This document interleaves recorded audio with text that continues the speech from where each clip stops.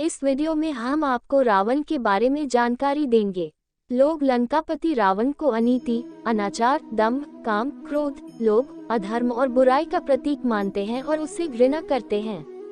लेकिन सबसे महत्वपूर्ण बात यहाँ यह है कि दशानन रावण में कितना ही राक्षसत्व क्यों न हो, उसके गुणों की अनदेखी नहीं की जा सकती। रावण में अवगुण की अपेक्षा गुण अधिक थे। रावण एक प्रकांड विद्वान था। वेद शास्त्रों पर उसकी अच्छी पकड़ थी और वह भगवान भोले शंकर का अनन्य भक्त था। उसे तंत्र, मंत्र, सिद्धियों तथा कई गूढ़ विद्याओं का ज्ञान था। ज्योतिष विद्या में भी उसे महारत हासिल थी। रावण के उदय के विषय में भिन्न भिन्न ग्रंथों में भिन्न भिन्न प्रकार के उल्लेख मिलते हैं। वाल्मीकि द्वारा लिखित रामायण महाकाव्य, पद्म पुराण तथा श्रीमद्भागवत पुराण के अनुसार हिरण्याक्ष एवं हिरण्यकशिपु दूसरे जन्म में रावण और कुंभकर्ण के रूप में पैदा हुए। वाल्मीकि रामायण के अनुसार रावण पुलस्त्य मुनि का पोता था, अर्थात उनके पुत्र विश्वश्रवा का पुत्र था। विश्वश्रवा की वरवर्णिनी और कैशी नामक दो पत्नियां थीं। वरवर्णिनी के कुबेर को जन्म देने पर सौतिया दाहवश कैशी ने अशुभ समय में गर्भ धारण किया।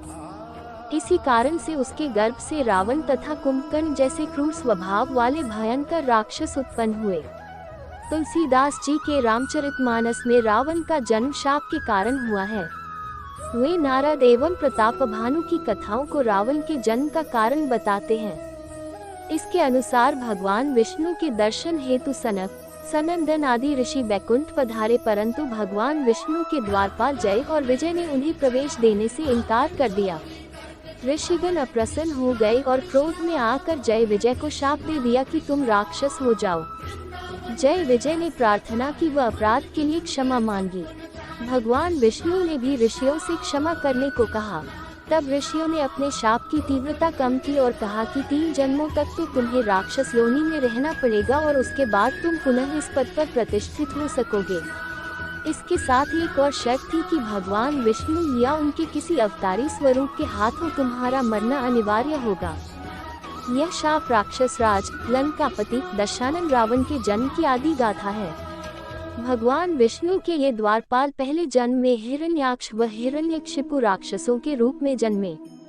हिरण्याक्ष राक्षस बहुत शक्तिशाली था और उसने पृथ्वी को उठाकर पाताललोक में पहुंचा दिया था। पृथ्वी की पवित्रता बहाल करने के लिए भगवान विष्णु को वराह अवतार धारण करना पड़ा था। फिर विष्णु ने हिरण्याक्ष का वध कर पृथ्वी को मुक्त कराया था। हिरण्यकशिपु भी ताकतवर राक्षस था और उसने वरदान प्राप्त कर अत्याचार करना प्रारंभ कर दिया था।